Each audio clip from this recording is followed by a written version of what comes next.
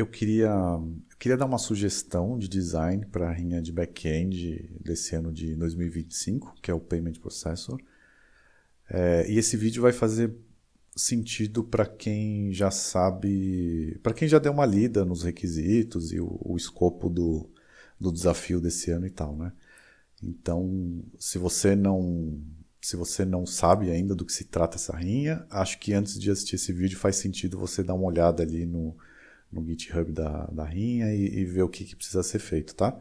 Se você já sabe e tá se sentindo um pouco perdido aqui de como fazer ou tá um pouco em dúvida e tal, acho que esse vídeo pode te ajudar a dar um norte de uma solução que eu acho que é a mais simples possível e que vai talvez te dar um bom resultado assim na rinha. Acho que você não vai vencer, né? Você não vai ter provavelmente a melhor pontuação, mas eu acho que você vai muito bem, não vai ter inconsistência, que eu acho que é uma coisa muito importante. E é isso, vai. Vamos embora lá. Primeiro eu vou mostrar uma visão estática do que eu acho que dá para ser feito, né? Uma visão estrutural que só mostra estrutura, não mostra comportamento. Depois eu vou mostrar alguns fluxos aqui em cima dessa visão estrutural, tá?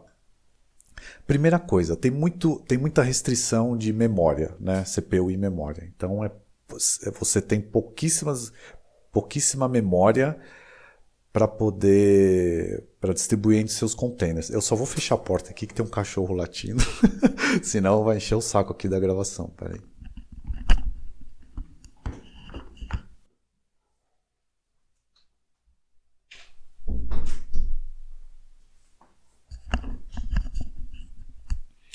Bom, olha só aqui. Bom, então, quanto menos containers você tiver,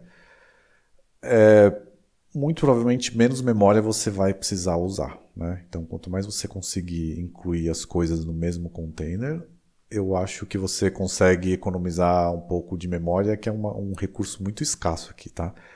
Então, a minha sugestão para uma solução relativamente simples é você usar 4 containers aqui, tá? Um para o load balancer, que, assim, numa solução trivial você vai precisar, porque a regra da rinha é que você precisa ter no mínimo 2 instâncias de API, que são essas duas aqui, tá? Então, o load balancer na frente distribuindo as cargas entre as 2 instâncias de API. E, bom, o load balancer, um container que contém 2 coisas, né? Uma imagem Docker aqui que vai rodar um container com 2 coisas, que são os endpoints HTTP, que é a sua API, basicamente, né? E um worker. Esse worker, bom, eu vou explicar depois. E aí um quarto container seria para o banco de dados, né? Seria para o banco de dados que ele vai ser compartilhado entre as 2 instâncias da sua API, tá bom? Bom, então vamos lá. O load balancer distribui a carga, né? Vai receber as requisições vindo do lado esquerdo aqui do teste, e aí ele vai distribuir a carga entre as suas 2 APIs. A sua API para os pagamentos, eu vou passar pelo fluxo depois explicando, que acho que é mais visualmente melhor, tá? E o worker, ele é responsável por... Bom, vamos lá de novo, né? O load balancer, Nginx, vai distribuir a carga nas APIs. A sua API vai enfileirar as requisições de processamento de pagamento numa fila interna aqui, que deveria ser thread safe. E aí o seu worker vai pegar essas solicitações e ele vai tentar fazer a requisição para o payment processor aqui, ou default ou fallback. Então é uma arquitetura, vamos por assim se dizer, que é assíncrona, tá? E obviamente eles vão persistindo e lendo o estado do banco de dados, tá? Então vamos para os fluxos aqui, tá? Primeiro, que eu acho que vamos dizer assim, não é o principal, mas é o que mais vai acontecer aqui, é você receber, a sua API vai receber um post de payments, que é a solicitação de pagamento, né? Então eu desenhei bem detalhado aqui, tá? Geralmente a gente não faz os desenhos de diagrama de sequência com load balancer na frente, porque muitas vezes é implícito e tal. Mas pelo bem da clareza e para deixar bem explícito, eu coloquei tudinho aqui, tá? Então o teste vai fazer um post para payments, o load balancer vai simplesmente redirecionar isso aqui para a sua API, e a sua API vai enfileirar e vai responder o mais rápido possível, tá? Essa parte é importante porque é para ter vazão, tá bom? Então a sua API ela deve fazer o mínimo possível, o mínimo necessário. Ela deve ser muito rápida, tá? E aí, bom, e no final que ela vai enfileirar numa fila in memory, vamos dizer assim, tá? Thread safe. E aí, como se trata de um fluxo assíncrono, a gente faz mais sentido, acho que fica mais claro a gente desenhar em dois diagramas, tá? Eu poderia fazer tudo junto, mas acho que ia ficar muito grande, ia ficar ruim de ler. Tá? Então, essa é a primeira etapa, receber um post de payments, enfileirar e devolver o mais rápido possível, tá? Para não haver contenção, porque o teste vai aumentando o paralelismo de chamadas, e se a sua API fizer muita coisa, vai começar a demorar e vai ter contenção, e aí pode começar a capotar a sua API ali, tá? Bom, aí depois que enfileirou, o que vai acontecer? Vai estar disponível numa fila, certo? E aí o seu worker funcionando, um negócio em background ali, algum processo rodando em background, o que ele vai fazer? Ele vai, obviamente, desenfileirar essa requisição de pagamento. E aí, o que ele poderia fazer? Aqui é a sugestão, tá? É uma sugestão simples, tá bom? Mas é só para... O intuito desse vídeo aqui é para realmente sugerir uma coisa simples, tá? Para quem talvez não tenha muita certeza de como fazer, talvez você seja uma pessoa um pouco mais iniciante e tal, esteja meio perdido, mas está a fim de participar. Então, de novo, isso aqui é uma sugestão simples, tá? Então, vamos lá. Ele vai desenfileirar aqui a requisição de pagamento da fila e vai fazer um post para o Payment Processor, tá? E aí o Payment Processor ele pode demorar pra caramba para responder e ele pode também dar uma falha, tá bom? Então esse diagrama de sequência aqui, esse quadradão aqui, né? Ele é uma condicional, tá bom? Então é assim, se der erro no default, né, que ele vai responder um HTTP 500, você vai tentar fazer o mesmo request para o Payment Processor Fallback, tá bom? Só que o que pode acontecer? Ele também pode dar um erro, tá bom? Se ele der um erro, né, é o pior cenário, né?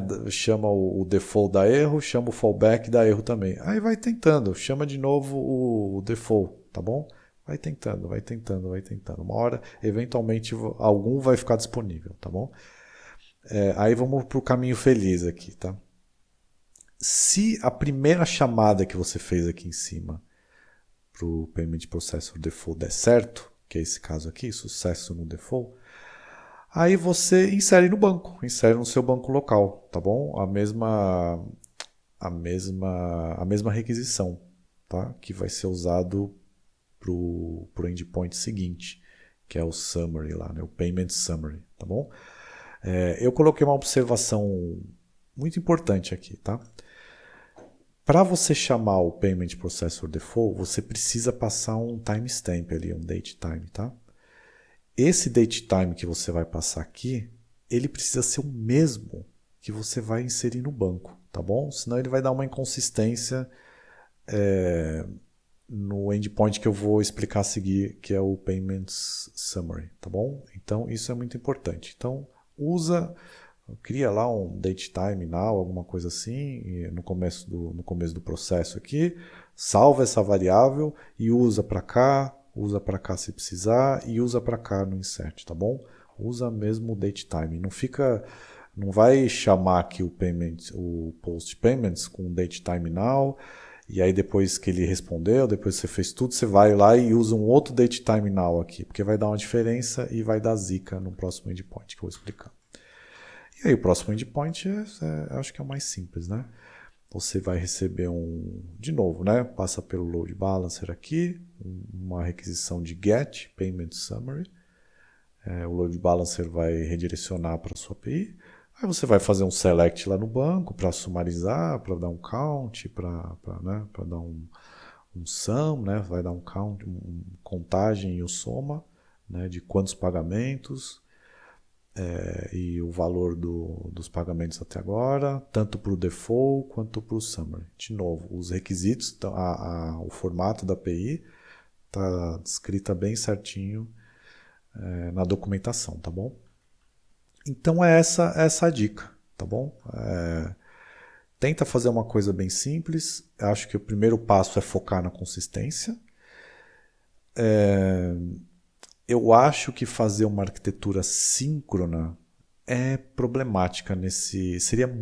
É muito simples, né? Seria muito simples. Simplesmente fazer o load, a sua API, chamar direto o payment processor default ou o fallback. Mas vai começar a dar problema, tá bom? A sua API vai capotar, vai provavelmente não vai tancar o teste, tá bom? Então essa é a minha sugestão, tá? Então é isso. Posta lá no Twitter as suas dúvidas, posta no LinkedIn, posta no Blue Sky que a gente vai tentando responder as coisas, beleza? Valeu!